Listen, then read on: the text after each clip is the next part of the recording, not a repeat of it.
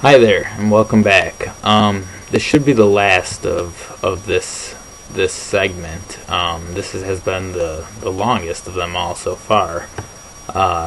We tried to really take our time and do the research and find what really has been going on with these issues and to address them properly.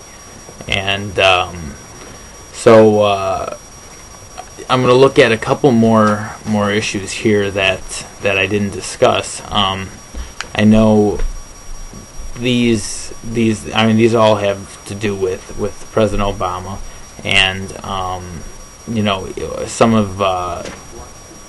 of his beliefs and these ideas that he intended to address as he became president.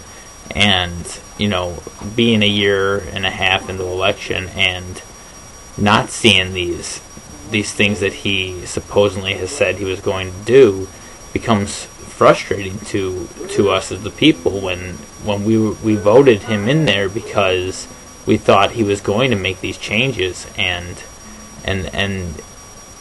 it just hasn't occurred.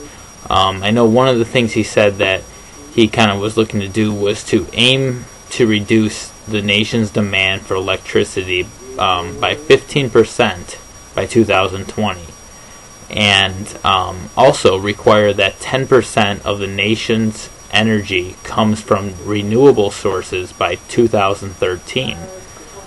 And then, as he talked about gas prices, he makes a statement saying tax oil profits and use money to help fund $1,000 rebate checks for consumers hit by high energy costs.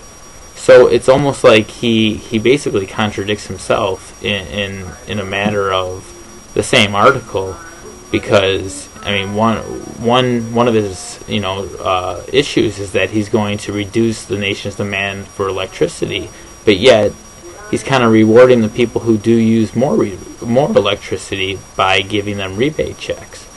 So these are small things, but $1,000 spent out to 100 million people amounts to quite a bit of money, and this is money that is going towards these repetitive issues that we will not give up. We're so set on oil, we're so set on coal, all of these things, and we just for some reason cannot allow us to move past and function on some other sort of system.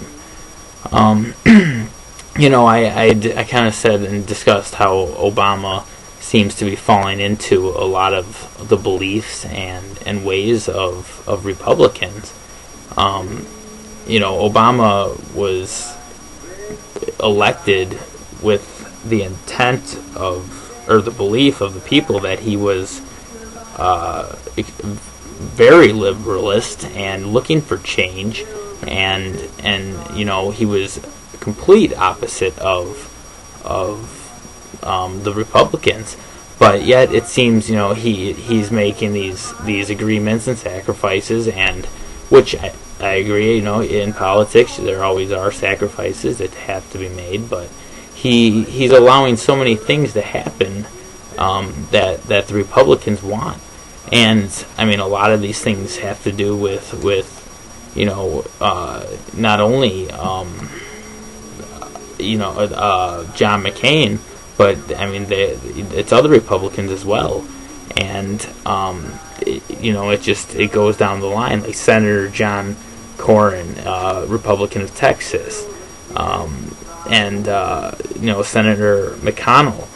He and Obama have lately in the news had a lot of issues against each other, but a lot of these issues could be the distraction for what's really going on behind the office.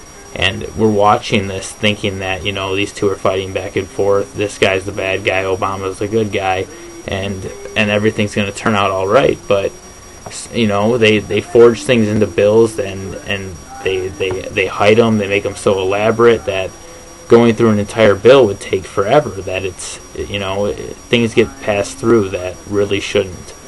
And they even pass things through just because they're trying to help out the other political party and just working in a compromise, and that's how they get reelected.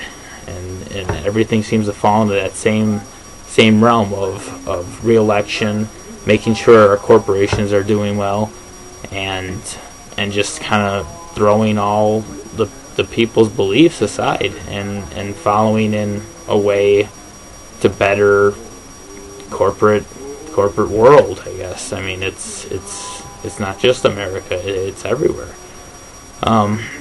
Well, I guess in closing here, I want to say I appreciate those who take the time listening to the current issues broadcasted through the eyes of a believer in the change for the better interests of humans' existence. Here are some words of thought as I leave you today. In a completely hypothetical theory, is it possible the powers far greater than those of our president created a mold of an idealistic candidate, Barack Obama, using our nation's desire for change while pushing his race and optimism to invoke subliminal messages directing votes in his support? With the greater power already rolling the dice, this plan fit perfectly. Either a complete right-wing Republican would win, allowing for the better of corporations and oil production and coal and natural resources. We would tear completely into those. Or Obama wins, and his pre-election issues he favored were basically just an act. And in reality, he is just another face without the ability to change or for change. And he's being hardwired directly to the supreme powers. He is forced to comply with whatever has been pressed upon him, satisfying other political figures for their benefit. He is like the rest of us. We are just pawns in a game of Monopoly played by hidden figures with endless power. Although hidden, these people are truly the ones operating our world. Thanks for listening.